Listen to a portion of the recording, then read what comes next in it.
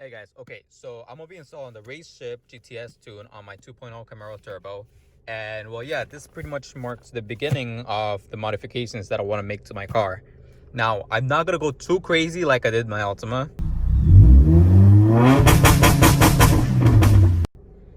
but I'm just mostly gonna do cosmetics. I ordered a subwoofer, amplifier, all the wiring I've installed, interior lighting, simply because why the hell not? And I did not route that through my distribution box, power distribution box, simply because I do not want to splice any of those wires, and I plan on taking that off when I get a Z01 later next year. See what else? Oh yeah, so everything I want to do is pretty much going to be mostly removable and transferable, and I don't want to go too crazy. Now I'll probably put like small carbon fiber pieces here that are pretty cheap, and you know, I don't mind losing money on. But yeah, here we go. So once you open the box, let's see what comes in here. Oh yeah. Let me just put this down. That was a little tough. You get all the packaging that comes with the RaceChip, quality made in Germany, so that's pretty dope. And what's crazy about this is that all this came out of Germany in a matter of 3 days, 3 or 3 days, because I ordered it on Sunday, but it didn't get shipped till Monday, and it's Wednesday today. So yeah, it's pretty crazy how fast it's got here. Now if I can just get it, give me a second, let me show you a better picture of it. The RaceChip GTS, this pretty much allows you to kind of modify the tune, as they say, either turning the power down or turning it up. They also have an app that I have not downloaded. I still gotta take a look into that, but yeah, this is a pretty cool box. All right, let's see, how does this come out? To the side, I guess. Oh, upwards. Ooh. Okay, so that's how it's gonna be mounted. So from what it seems,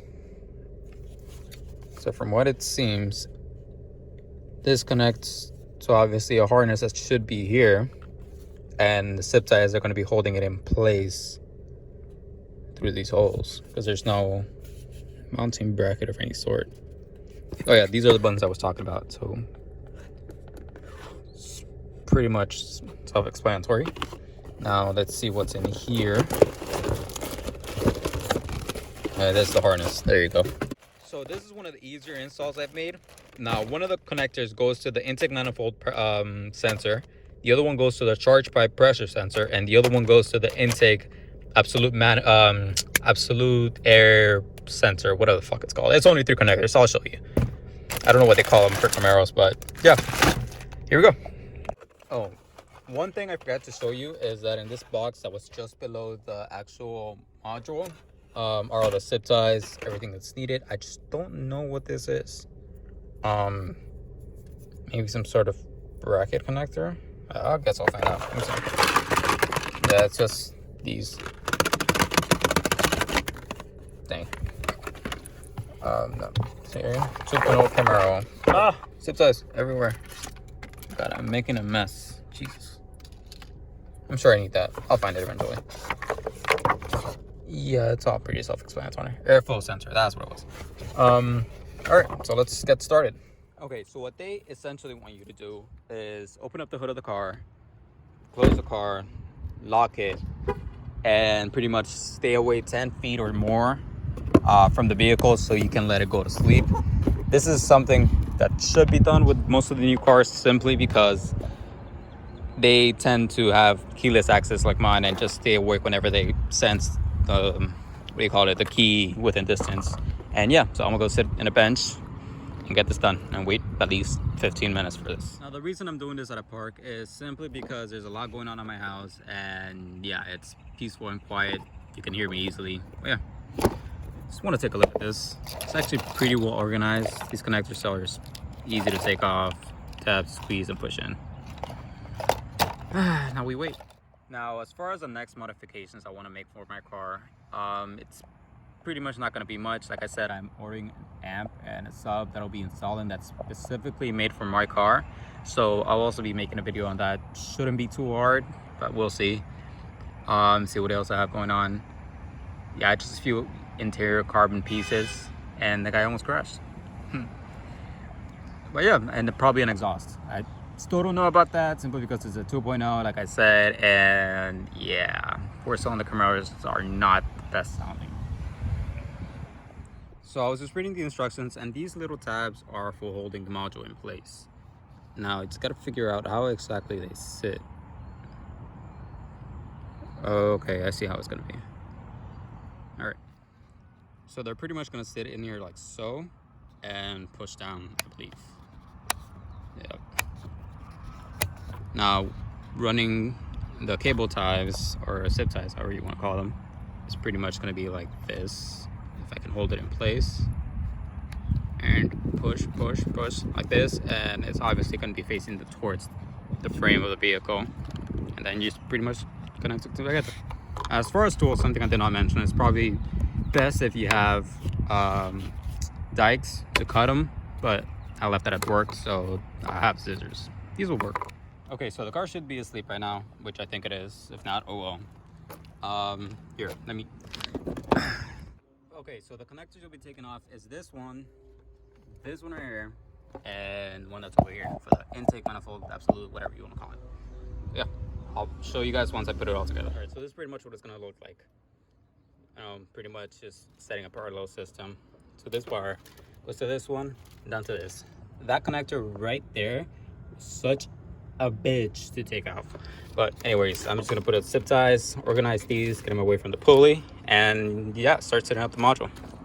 Zip tie here, just to hold this better in place. And yeah, the next thing they tell you is, well, by the way, you pull this tab back, push it in, it goes in. Next thing they'll tell you is to switch on the ignition and make sure all the lights work properly. And if everything happens accordingly, then you start the engine, make sure it idles and throttle reacts properly, then shut it off and start putting everything down accordingly. Yeah, then it becomes, or then you start with fine-tuning everything. It's pretty easy. Okay, so let's see. Okay. It's on.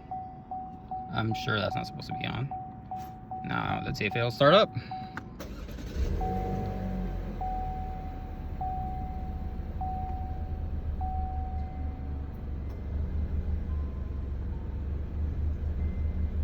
It's running fine. Turn the AC off. All right, so see if the module is turned on.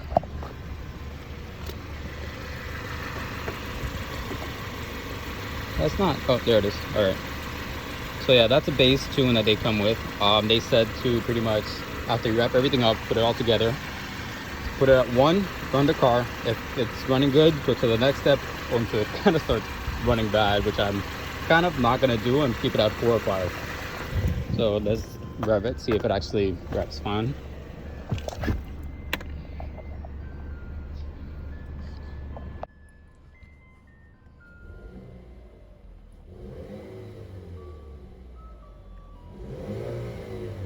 It's revving fine, running fine. All right, so I'm gonna turn it off and secure everything, and we'll go for a drive. This is pretty much what it's looking like. It's pretty sloppy, but that's because they gave me some small zip ties, some big ones, and yeah. I'm gonna pretty much get some bigger ones at work. That way they're all about the same size and easier to work with, or more organized, I mean. So let's go for a drive. Change is noticeable. I'm gonna drive around normally for like a few miles, 1 or 2 miles, somewhat let it sit in. Then I'm gonna floor it, and let's see if we can actually change the power.